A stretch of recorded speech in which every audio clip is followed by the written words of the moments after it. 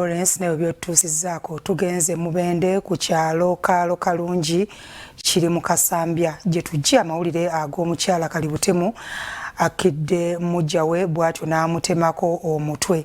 Kaakati nno abatuuze bategeeza nti bano baludde n'obutakkaanya era nga n'olunaku olw'eggulo baasibye beerumaaluma.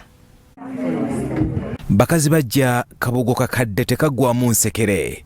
Abatuuze ku kyalo Kalo Kalungi mu gombola ya Rubimbiri mu ssaza ly'e Kasambya mu disitulikiti y'e Mubende baguddemu ekyekango oluvannyuma lw'omukyala ategerekeseeko nga Nahwera Donanto ng'onaatemera mu gy'obukulu 25 bw'akutta ekiso n'asalako omukyala munne obulago ategerekese nga Kabafuruki Province nga naye mutuuze ku kyalo kye kimu.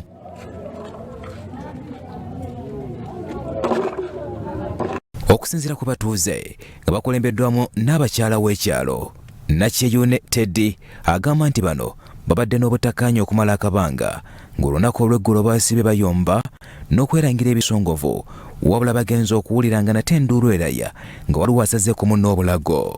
Baludde nga bayombagana era olunaku lw'eggulo baasibye bayomba ne twafunidde enkumbi z'omubaka Honorable Kabanda nga bakyala bano babadde bali mu lutale eno nga bayomba ne ku ssaawa ezo omukyala yatemudde munne ne tuteekako amaanyi okumukwata era nga nejambiya 2 mu mikono azikutte. Wabula ye Kanshari Julius bawa mugenzi ono ng'atemera mu gy'obukulu 63 agambibwa okuba nga yekana luzaala ng'omuwolu amulisa ku mmere yeeganye ebyokubeera n'enkologana ne Nahwera ow'emyaka 25. Naika hanuya kunakira hanuya narugaho nazokwenyuma ariko ndako kunywa ino wangu leo akacupa ka shingi 10 kunchikama uza kula mpulendo eri kugamba kunwengo maito muntu bayito muntu uza kuletwa nshango muntu bamutemera ari muryango uri kwirwa nk'kwirukanya ari kwirwa nawe twanyirwa kwa nimwe mwango mukwatiye naho batakabanyamba bamukwata.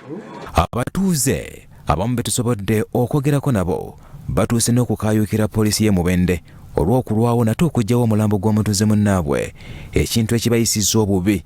Poliisi y'e Mubende okuva ku ssaawa 10:11 okusanga nti ssaawa zigenda mu 5 kati poliisi tennatuuka. Abatuuze balinga abakoze omusango okutaasa si ffe twassa omuntu ali omuntu omugire nkuswara ntuswara gavumenti ngwerya nawe poliisi nende sente omuntu afiire kongani bende sente ate nicheki ye ssentebe w'ekyalo kino Mwesigye Emmanuel agamba nti akakiiko k'ebyalo kabadde tekanaba kufuna nsonga z'abantu bano nga waliwo obutakkaanya ku nsonga z'obufumbo. Yonka kyammanna kakiiko kanja kyalo basebo n'abanya bahulire ekintu ekibiiraha itwenka LC tukatungaga okwetomboita kw'abantu abo. Wabula bo abakyala abafumbo baweze okufaafaagana ne bamalaya ku kyalo kino abeeguliddwa omuze ogw'okubabbako abasajja baabwe nti nabo bagenda kukola kyekimu eky'okutwalira amateeka mu ngalo. Kalo Kalungi bamalaya basusi batumazeeko abasajja baffe nga ate bwe bakola ekikyamu bakiyamaani bawoza mbu ffe tuli babi. Oyo mukadde yanumye nnyo kusanga nga malaya emyaka 10 just emyaka 15 ng'otema maama we.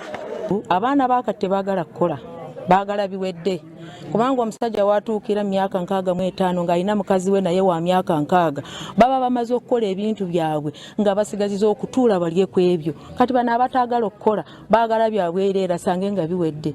Naye ate nvumirira n'abasajja abakuliridde mu myaka okusanga omusajja ali mu myaka 60 alina omuwala ow'emyaka 22 ekyo ekikolwa si kikolwa kirungi. Ye omwogezi wa poliisi mu Wamala Region SP Rachel Kawala akasezza nga nate bamaze okukwata Kalibutemu ono n'omulambo gumaze nate okuggyibwayo ne gutwalibwa mu ddwaliro okwongera okwekebejjebwa nga n'okunoonyereza bwe kugenda mu maaso. Omugenzi yalumbye Nahwera nga amulumiriza kwagala bba ayitibwa Kanshari Julius era ngono yabadde amulumbye n'ejjambiya olwo ne Nahwera n'ayingira mu nju ye n'aggyayo ejjambiya n'amutema ku mukono awamu n'ensingo era ekyamuviiriddeko okufa. Bya Sebadduka Emmanuel, Salt TV, Omunnyo.